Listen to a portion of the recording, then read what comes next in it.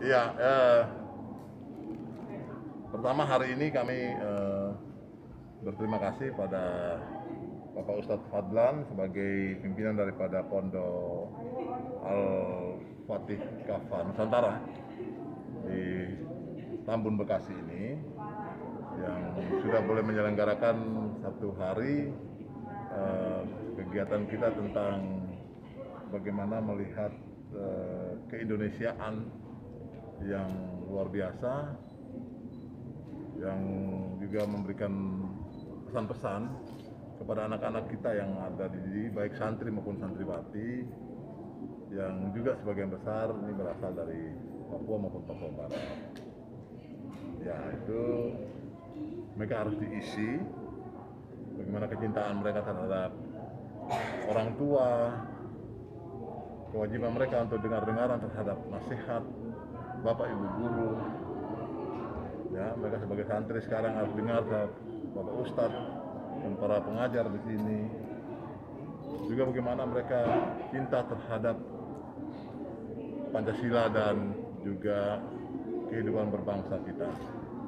Itulah hari ini kami coba memberikan pesan-pesan kepada mereka dengan harapan agar mereka menjadi anak-anak bangsa nanti yang secara imani, kepercayaan mereka dapat ilmu, khususnya Al-Quran yang mereka pelajari, mereka sangat pahih nanti, dan kemudian nanti akan telurkan kepada saudara-saudaranya yang lain yang terus berkembang dari hari ke hari.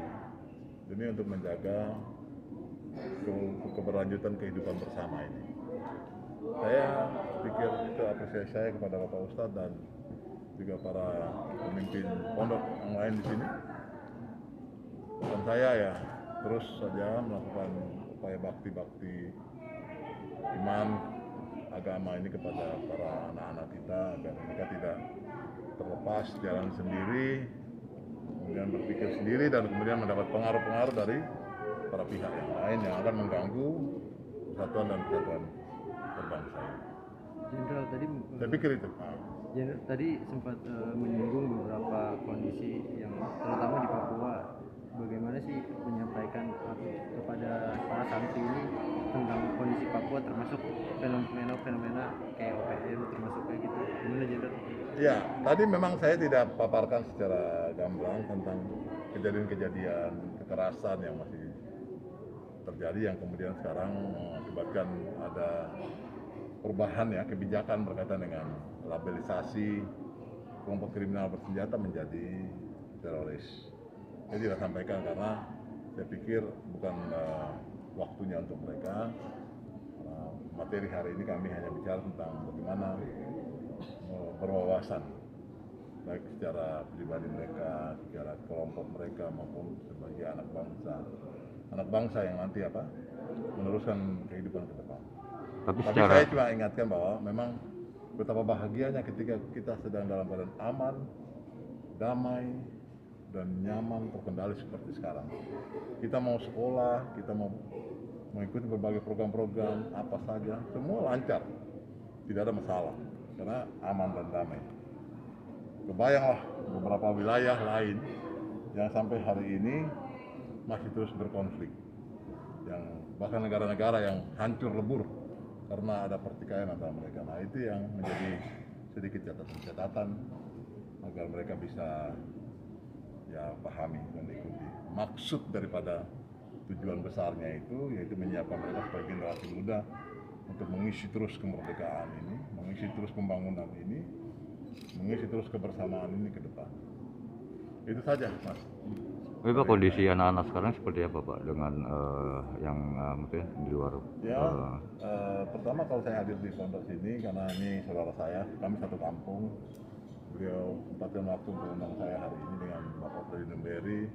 Saya pikir saya sangat bangga, bersyukur, campur haru lah dengan situasi pondok yang ini. Hari ini saya bilang sama Pak Fadlan, Ustadz Fadlan, kakak minta maaf, kakak baru tiba hari ini. Padahal ini areal kekuasaan juga. Dulu waktu jadi Wakapolres di Tangerang, sebenarnya daerah juga di sini. terbatas di sini. Demikian juga ketika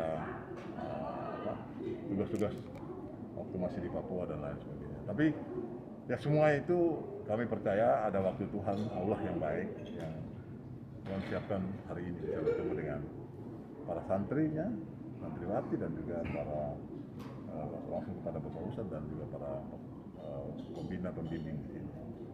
Saya pikir itu. Jadi yang lain ya kita berharap satu demi satu kita bicara, kita pesan-pesan itu akan terus menggetuk ular ya. Terus kemana-mana kepada mereka akan menyampaikan juga pada teman-temannya, saudara-saudaranya bahwa udahlah kita lebih baik damai-damai saja, aman-aman saja, nyaman-nyaman saja, dan kita bersaudara, kita bangun negeri ini dengan baik. Saya pikir pasti itu pesannya, gitu. Ya, makasih. Ya. Monggo Pak Ustadz.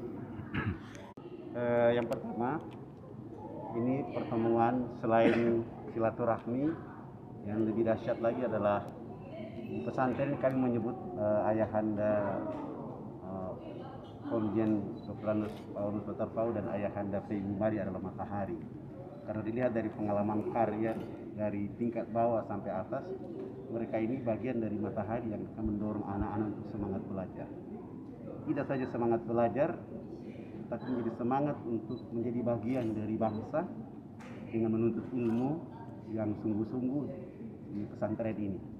Sehingga dia tidak saja bicara Al-Quran, tapi dia bicara bagaimana menjadi orang Indonesia di dalam pertahanan dan keamanan bangsa Indonesia. Sehingga wawasan kebangsaan dia miliki, sehingga dia pulang ke kampung halaman, dia bangga cerita kepada ayahnya, ibunya, keluarga di kampung bahwa saya Indonesia dari Irian atau dari Papua, Indonesia. Saya harus berhasil dari Papua untuk Indonesia, dan saya belajar dari Jawa atau dari Bekasi untuk kampung saya, untuk Indonesia.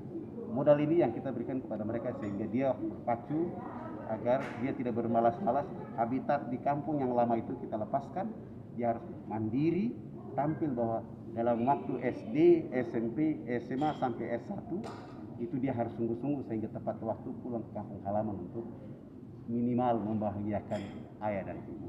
Bahkan kita konsep sekarang jangan harus berpikir jadi pegawai negeri, tapi dia harus jadi matahari perubahan. Bisa jadi pengusaha, bisa menjadi pedagang, tapi pemikirannya adalah kebangsaan Indonesia dari Nuar atau kita sebut dari Irian untuk Indonesia, dari Papua untuk Indonesia. Nah, mental dan karakter ini yang kita bangun selama mereka ada di tempat ini. Ada berapa santri saat ini? Alhamdulillah hari ini ada 750 dari berbagai daerah yang mereka belajar dari datang sampai pulang tidak dipungut biaya 1%. Mulai dari bajunya, mandinya, samponya, makan tidurnya disiapkan. Itu 700-nya berasal dari Papua. Tersebar. Dulu kami 100%. Jadi tapi karena kita berada di Indonesia, harus ada saudara-saudara kita di sekitar pesantren atau wilayah-wilayah lain yang ada di Indonesia kita ambil dengan melihat kriteria bahwa orang tuanya tidak mampu atau memang dia sudah tidak punya bapak, sudah tidak punya ibu. Anak ini harus dibuat jadi aset masa depan bangsa.